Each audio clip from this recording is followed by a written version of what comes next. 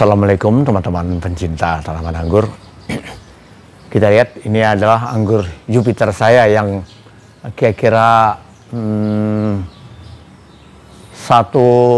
bulan yang lalu saya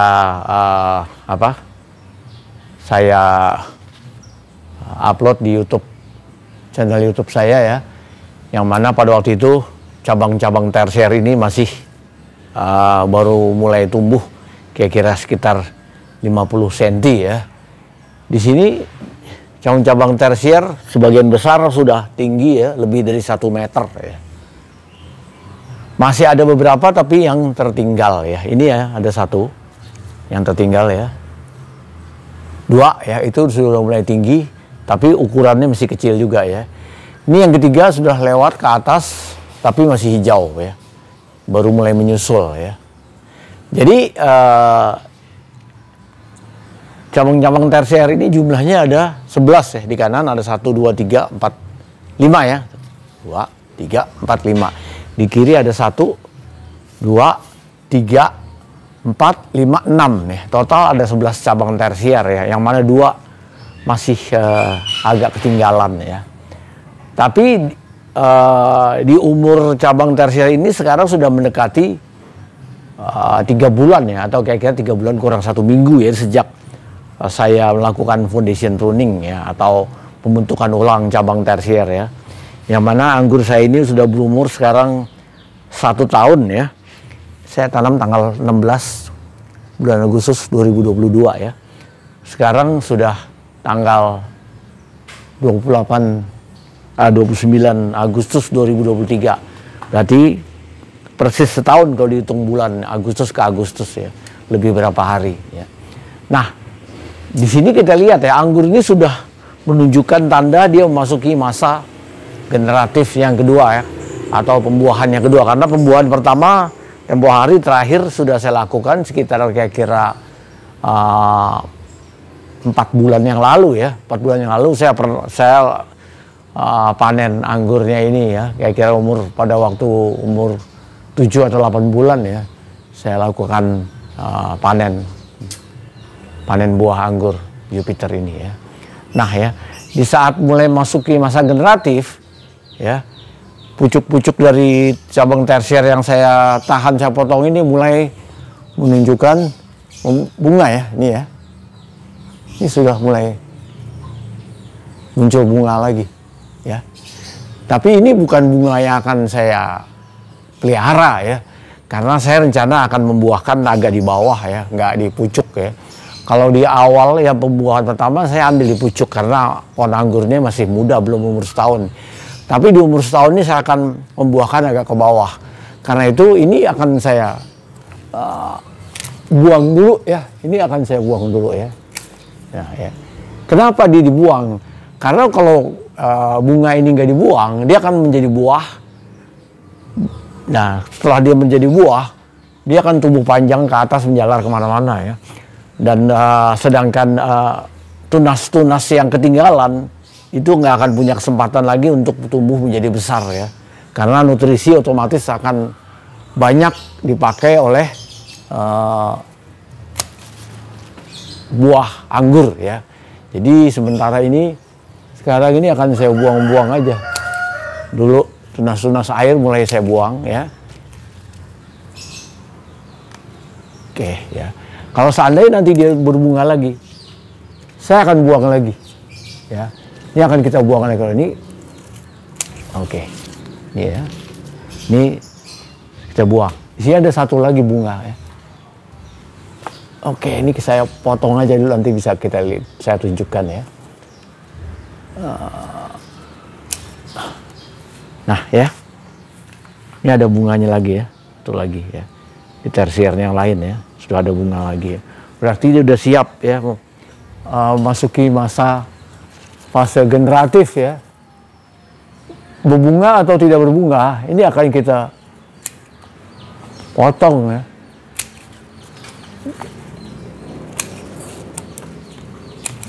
Oke ya, jadi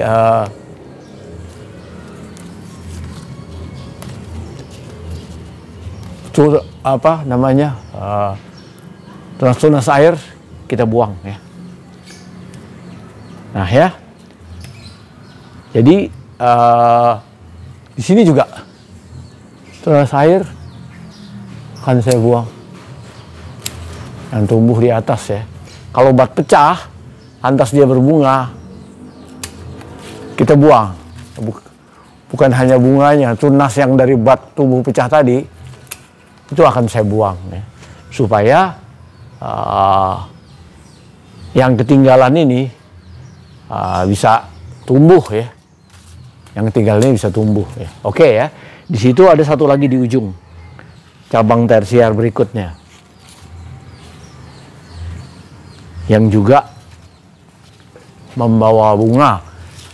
Ini kelihatannya malah agak besar ya bunganya ya. Oke.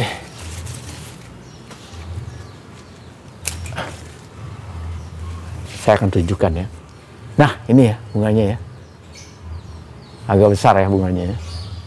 Tapi saya nggak akan pelihara bunga ini ya. Jadi kita harus bersabar ya. Kita harus bersabar. Saya akan tunggu. Jadi saya akan tunggu kira-kira sekitar 3-4 minggu lagi ya. Jadi setelah 2 cabang tersier yang tinggalan tadi menyusul sudah cukup bagus ukurannya, baru kita potong baru kita kita lakukan pangkas pembuahan ya. Ini kita potes-potes saja. Tunas air yang di bawah kita potes-potes saja. Ya kita kasih kesempatan ya cabang yang ketinggalan untuk tumbuh. Nah ya. Jadi selama ini pemupukan saya hanya memakai pupuk NPK 1616 ya.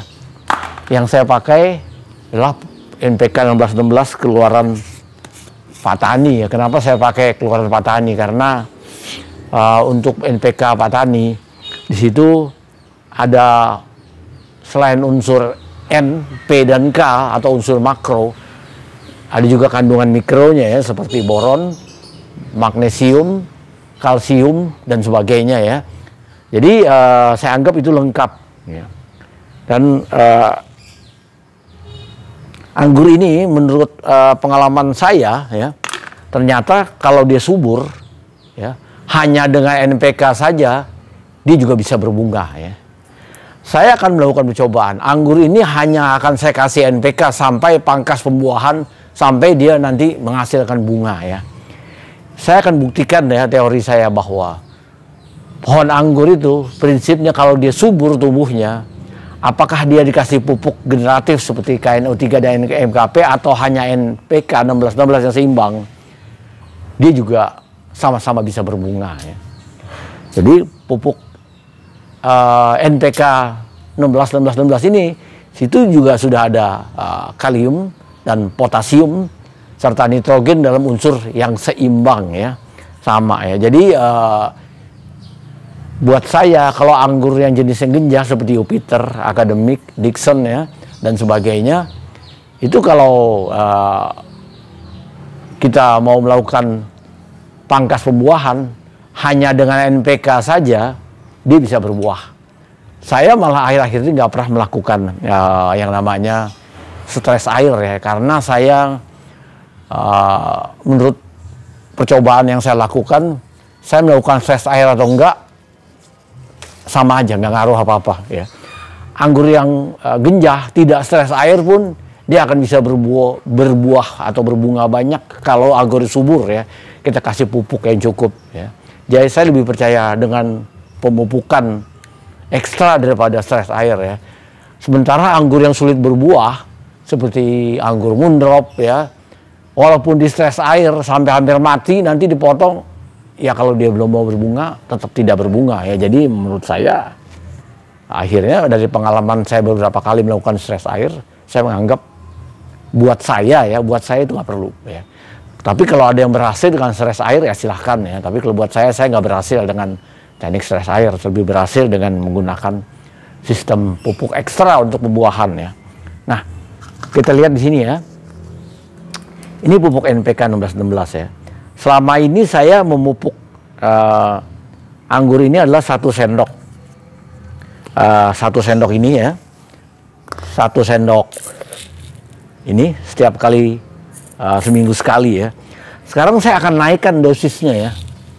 Ini 1 sendok yang biasa saya berikan ya. Saya akan naikkan dosisnya kira-kira sekitar 40% ya, atau 5 katakanlah saya naikkan 60% ya. Ini ya, nah ya. Sekarang ini ya, pupuknya saya berikan lebih ya. Kalau 1 sendok 15 gram, mungkin ini sekarang sekitar 25 gram nih. Nah, ini yang saya kasih sekarang untuk anggur ini ya. Kenapa ini pemupukan ekstra menurut pengalaman saya bisa mendorong anggur ini menjadi lebih subur dan lebih siap untuk dilakukan pangkas pembuahan walaupun pupuknya hanya NPK.